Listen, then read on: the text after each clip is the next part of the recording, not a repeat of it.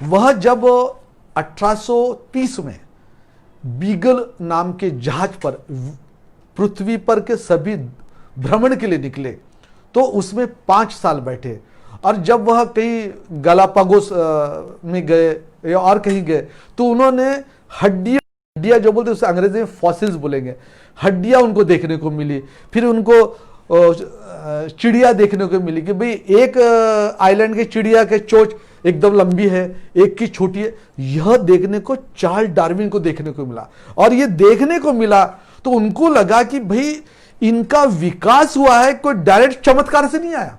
जैसे हम टीवी में या पिक्चर में देखते ना, खड़ा चमत्कार, और चमत्कार में सब दिख गया, सब हो गया, फिर अंडा आ गया, ये आ गया। मैं तो आपके इसके एक मेरे प्रिय वैज्ञानिक है कार्ल सैगन, उनका बड़ा अच्छा वाक्य है, यानी उसको कहेंगे कि अगर आप केक बनाना चाहते हो तो पहले आपको विश्व बनाना पड़ेगा। रियली अगर कोई केक बनाना चाहता है तो वो केक का कोई बना कर बताए, कोई बना नहीं सकता। अगर केक बनाना है तो पहले विश्व को जन्म देना पड़ेगा, और ये विश्व को जन्म देना पड़ेगा, कार्ल सैगन की बात। तो यही कहने का मतलब है कि आज पूरे देश में हमें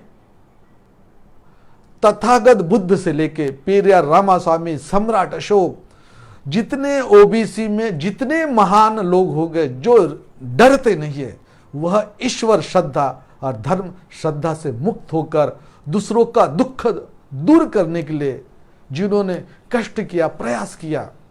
और उसका मुद्दा यह रहा कि कोई ईश्वर ना तुम्हें कपड़ा देगा, ना रोटी देगा, ना नौकरी देगा, ना नोट देगा, ना दवाई देगा। कोई ईश्वर तुम्हें नोट नहीं देगा। भाई सुना क्या आपने कि भाई भगवान को मोबाइल करे? मैं तो बोलते रहता हूँ भाई अगर तुम्हारा कोई ईश्वर पहचान क्या है? बोले हाँ भैया ईश्वर को एक फ़ोन तो लगाओ। फिर बोलते मेरे फ़ोन नहीं है। मतलब मेरे को दे दो, मैं बात करता हूँ, व्हाट्सएप नंबर दे दो। ईश्वर नो व्हाट्सएप नंबर मने आपो, एक भी ईश्वर का व्हाट्सएप नंबर नहीं है। और ये बेचारा वो बीच का वो जो शोषण करने वाला पुजारी वर्ग वो बोलता मेरा कांटेक्ट है ईश्वर से। और अमेरिका में एक रॉबर्ट इंगरसोल हो गया, आप जरूर पढ़े। रॉबर्ट इंगरसोल ने जबरदस्त मूवमेंट चलाई, बर्ट्रांड रसेल ने जबरदस्त मूवमेंट चलाई, वॉल्टेयर ने जबरदस्त मूवमेंट चलाई अभी के आधुनिक काल में, डॉक्टर बाबा साहब अम्बेडकर ने जबरदस्त मूवमेंट चलाई, पेरियार रामास्वामी ने जबरदस्त मूवमेंट चलाई।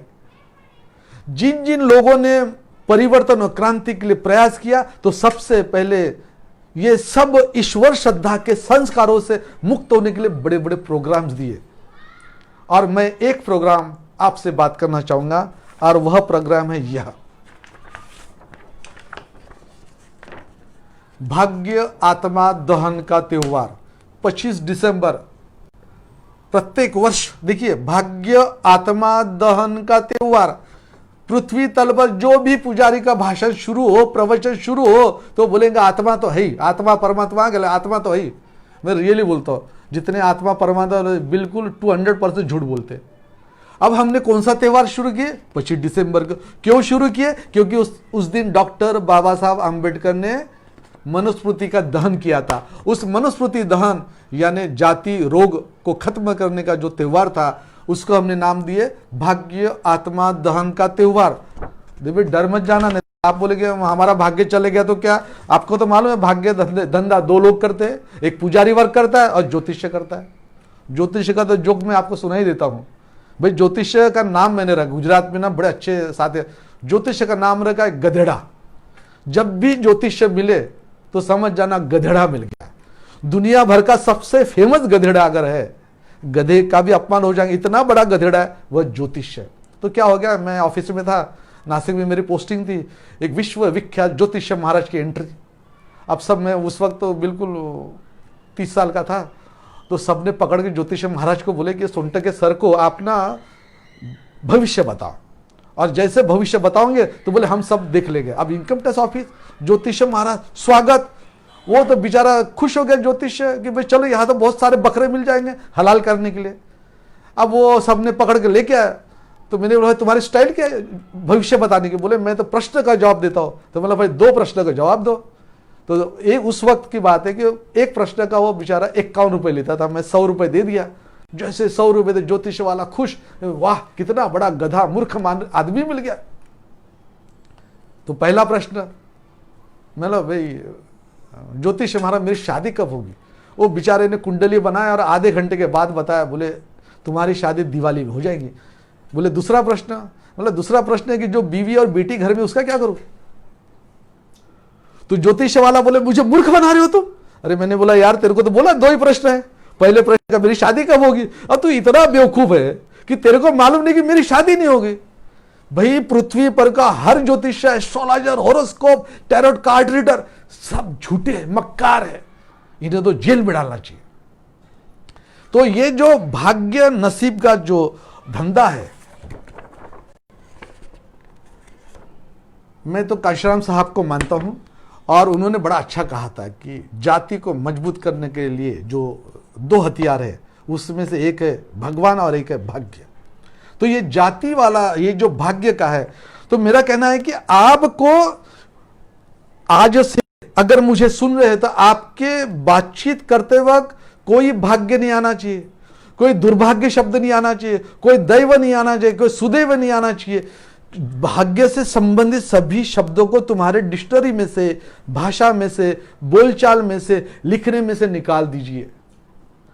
मैं सही में कहता हूं कि ये कोई अंधश्रद्धा निर्मूलन समिति का काम नहीं, अंधविश्वास भगाओ का काम नहीं है। ये सबसे बड़ा जो हथियार है, जो हमें गुलाम बनाने के लिए बनाया गया, दूसरे नंबर का हथियार है, वह है भाग्य नसीब। और भाग्य नसीब किस्मत, ये जो रोग है, इसको खत्म करने के लिए 22 प्रतिज्ञा अभियान ने महाराष्ट्र और गुजरात और हमारे साथी है दिल्ली में, इन लोगों ने 25 दिसंबर को ये भाग्य आत्मा दहन का त्योहार मनाया है। और मैं 2 ही मिनट में बता दूंगा कि कैसा मनाया जाता है। देखिए, हम लोग एक डेड बॉडी बनाते हैं, यानी लाश, और लाश को क्या उसको नाम देते हैं। उसका पहला रोग का नाम है भाग्य नसीब, किस्मत, आत्मा, स्वर्ग नरक, पुनर्जन्म, प्रारब्ध और सभी धर्म ग्रंथ। वो पुतले में ना फुल कचरा भर देने का, लकड़ी वगैरह सब भर देने की पुतला तैयार। अब पुतले को ना बिल्कुल वो सीढ़ी पर लिटा देने का। और ये जो लाश है, किसकी लाश? देखो फिर से, ये लाश है भाग्य नसीब आत्मा और स्वर्ग नरक प्रारब्ध कर्म विपाक पुनर्जन्म अंधविश्वास की ये लाश है। ये लाश को सीढ़ी पर सजाने का और इसको उठाने का बढ़िया, और इसको महिलाएं कंधा देंगी और कंधा देकर ये लाश जो है पूरे बस्ती में घुमाने की, भाग्य आत्मा नष्ट करेंगे, भारत को विज्ञानमयी बनाएंगे। ऐसे बढ़िया से उसको नारे देकर वो लाश को, किसकी लाश बोल रहा? भाग्य नसीब आत्मा स्वर्ग नरक प्रारब्ध कर्म विपाक पुनर्जन्म सभी अंधविश्वास, इसकी जो लाश है, इस लाश को सीढ़ी बनाकर उसको सजाकर उसको उठाने का काम हमारी बहना करेंगी। तो इसका अर्थ क्या है कि भाग्य नसीब किस्मत की जो शोषण है, इसको नष्ट करने का जिम्मा किसको दिया? हमने हमारी बहनों को दिए है। अगर जहां भी आप है तो कृपया मेरे यूट्यूब पर आइए, मेरे फेसबुक पर आइए, उस पर ये सब चीजें मिलेगी। और मैं आपसे अनुरोध कर रहा हूं कि आपके कोई प्रश्न होंगे, कि मुझे गायकवाड़ सर ने कहा था कि आप मुझे प्रश्न पूछे कि ये काम कैसे चलता है, क्या चलता है, तो जरूर आप पूछे। और ये जो निरीश्वरवाद का जो पॉइंट है मैं यहाँ खत्म करता हूं। अभी हम विज्ञान की तरफ जाएंगे। चलिए, आप जो देख रहे हैं ना, ये आपको ये ना पूरा ये बीच का जो लाइट है, ये सूर्य समझिए, और उसके बाजू में ना नजदीक में है ना ये पृथ्वी है, और कल ना सूर्य ग्रहण है। अब सूर्य ग्रहण आया तो किसका धंधा पानी बढ़ता है? ज्योतिषों का। वो तो बताते कि ये अशुभ है, इसको खुश करो, उसको तेल दो, इसको मिठाई दो, इसको नोट दो। वो तो ज्योतिष का धंधा शुरू। अब देखेंगे सूर्य और पृथ्वी के बीच में चंद्र आया तो सूर्य ग्रहण होता है। इतना ही है, और कोई चमत्कार नहीं इसमें। कल आप ना सूर्य ग्रहण देखने का, अब सूर्य के बारे में डरा देते हैं, बहुत डरा देते हैं आप। अरे भाई काहे के सूर्य के कैसे डरेंगे? भाई सूर्य जो है यहां से 15 करोड़ किलोमीटर दूर है। सूर्य से जो सूर्य किरण आ रही है उसको सिर्फ 8.25 मिनट यानी 8 मिनट लगते हैं। क्या आ रहा है? प्रकाश आ रहा है। प्रकाश को हम क्या बोलते हैं? हम इलेक्ट्रोमैग्नेटिक वेव बोलते हैं, कोई पार्टिकल बोलता है। मैं आइंस्टाइन में, अभी आप देख रहे हैं यहाँ पीछे जो दिखेगा ये सब वैज्ञानिक है, और यहाँ देखिएगा जायंट बाइनोकुलर है, ये मैंने पृथ्वी रखी है, और ये बड़ा टेलीस्कोप है जिससे करोड़ों किलोमीटर का दिखता है। तो चलिए कल का हम देखेंगे कि सूर्य ग्रहण है, और सूर्य ग्रहण ये जो सूर्य के आजू बाजू पूरे ग्रह घूम रहे हैं, और ज्योतिष की जो कुंडली रहेंगी, और ज्योतिष का जो सब पुजारी वर्ग 100% पुजारी वर्ग क्या बोलेगा, पृथ्वी घूम नहीं रही है, पृथ्वी तो आराम कर रही है, बिल्कुल बैठी है। अरे कैसे बैठी है? अरे भाई पृथ्वी जो है, पृथ्वी किसी भी क्षण, पृथ्वी ना चंद्र ना सूर्य, हर क्षण गति में है। और पृथ्वी की गति में आपको बताऊंगा, जैसे आप बैठे हैं, मैं बैठा हूं, आप और मैं कितनी गति में चल रहे हैं, मैं रियली बताता हूं आपको। अभी आपको मैं ये बताऊंगा कि हमारी गति कितनी है। सूर्य के आजू बाजू, यानी ये सूर्य के आजू बाजू पृथ्वी घूम रही है, तो पृथ्वी की गति है 30 किलोमीटर पर सेकंड, और 30 किलोमीटर पर सेकंड यानी 1 घंटा हो गए 1,07,000 किलोमीटर प्रति घंटा। अब बेचारा सूर्य कहां घूम रहा है? सूर्य जो है ये मिल्की वे गैलेक्सी में है। मिल्की वे गैलेक्सी में सूर्य समान कितने तारे हैं? मैं तो आपको बता देता हूं 50,000 करोड़। कितने हैं? 50,000 करोड़ तारे। अब वो आप लिख के निकालने का। अब सूर्य से जो किरण आ रही है, सूर्य की लाइट आ रहा है, उसकी स्पीड है 3 लाख किलोमीटर प्रति सेकंड, यानी प्रति सेकंड से सूर्य से निकलेगी, और यहां तक आने में 8 मिनट लगते हैं, यानी 15 करोड़ किलोमीटर।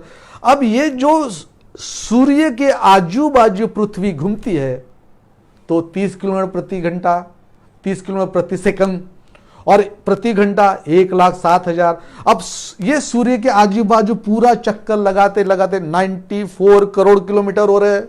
अब मैं आपको बढ़िया सा जोक सुनाऊंगा कि जब आप कार में बैठे हैं और यहां से लेके नागपुर से लेकर दिल्ली तक गए कार में, तो आपको कार में 100 की स्पीड रहेगी, 100 किलोमीटर प्रति घंटा। लेकिन आप तो पृथ्वी नाम की कार में बैठे। पृथ्वी नाम की कार की कितनी गति है? 1,10,000 किलोमीटर प्रति घंटा। क्या आपको महसूस हो रहा है? नहीं हो रहा है। क्यों नहीं हो रहा? क्योंकि वो पृथ्वी जो टिल्ट है, यानी 23.5 ऐसी झुकी हुई है। ये देखिए पृथ्वी, ये पृथ्वी झुकी हुई है, और पृथ्वी झुकी हुई है तो ये ऐसे घूम रही है, और घूमते वक्त उसकी गति के कारण हम तो बैठे हुए मालूम ही नहीं पड़ता। आप विमान में बैठो भाई, फ्लाइट में बैठो, प्लेन में बैठो, प्लेन में बैठो तो बढ़िया चाय पी सकते हो कि एक बार प्लेन चलना शुरू हो गया तो हिलता ही नहीं। जब तक ये पृथ्वी रुक नहीं जाएगी तब तक आपको मालूम नहीं पड़ेगा कि पृथ्वी की गति है। अब मैं एक एक गति बताऊंगा, जैसे कि भाई सूर्य के आजू बाजू घूम रहे थे 30 किलोमीटर प्रति सेकंड, प्रति घंटा 1,07,000 किलोमीटर प्रति घंटा, और सूर्य घूम रहा है मिल्की वे गैलेक्सी। वे गैलेक्सी कहां घूम रही है? वो local group of Galaxy. Local group of Galaxy कहां है? तो ये कहने का ये जो है हमारी जो मिल्की वे गैलेक्सी, मिल्की वे गैलेक्सी में कितने तारे हैं? 50,000 करोड़। मेरा कहना है 50,000 करोड़ की जो मिल्की वे गैलेक्सी किधर जा रही है? एंड्रोमेडा नाम की गैलेक्सी की तरफ भाग रही है। एंड्रोमेडा गैलेक्सी कितनी किलोमीटर है?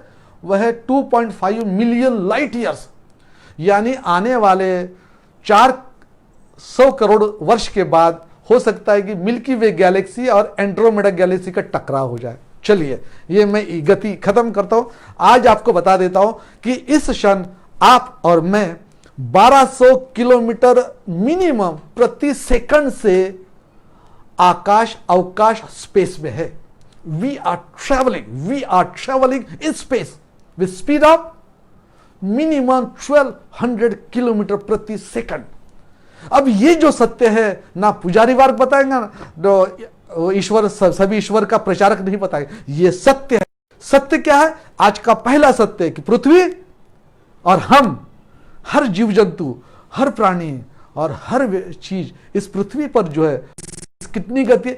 मिनिमम 1200 किलोमीटर प्रति सेकंड है, प्रति सेकंड। अभी आप 1 घंटे का आप निकाल लेना।